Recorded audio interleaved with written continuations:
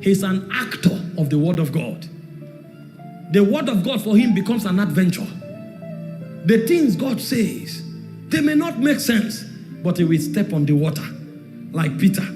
If it be thou, bid me come. He said, come. And the guy began to walk. They know how to act the word out. That's why it says strong meat belongs to them who are of full age, who by reason of use. So you come of full age when you begin to use the word of God. You are not a man of faith by hearing, reading, and quoting the word. You are actually a man of faith when you begin to act the word. Oh my God.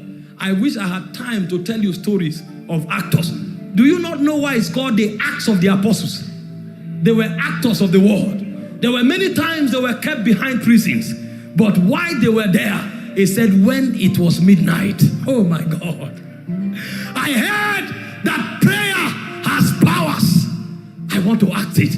They flogged the man and threw him in prison. They never read that they lamented. They were waiting for the hour of warfare.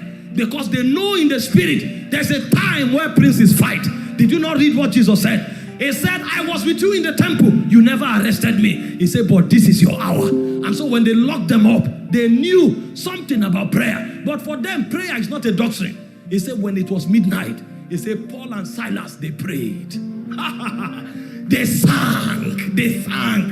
He said, the angel came down. When the angel stood in the prison, the first thing that shook was the foundation. That means when men begin to pray, they are not talking to lintels. They are going down to uproot the things that alter the paradigm. The doors opened on their own accord. The jailer showed up, the man that flogged them and put them in prison. He wanted to kill himself. He said, don't worry, sir. We are here.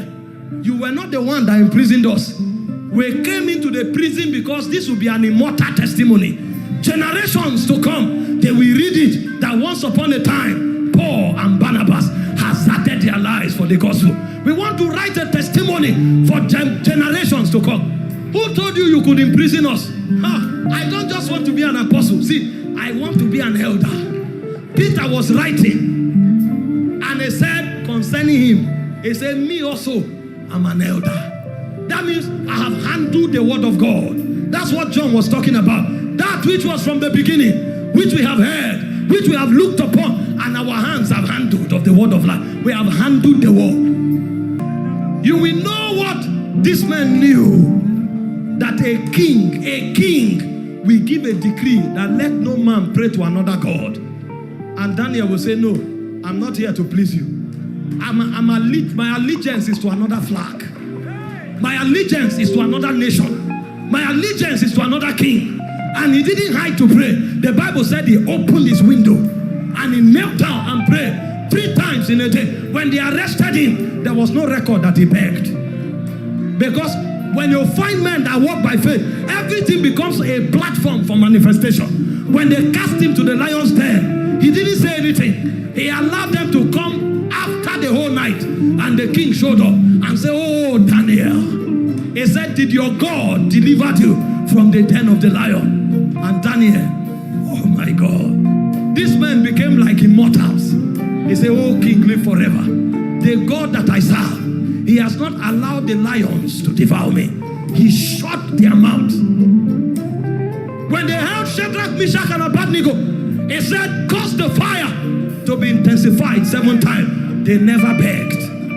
When they threw them into the fire, they were singing and praising God. It was the king that noticed. He said, who is the 4th man in the fire? He said, this one looks like the son of the highest.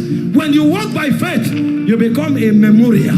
Because the things that will come out of your life, it will be a testimony for generations after you.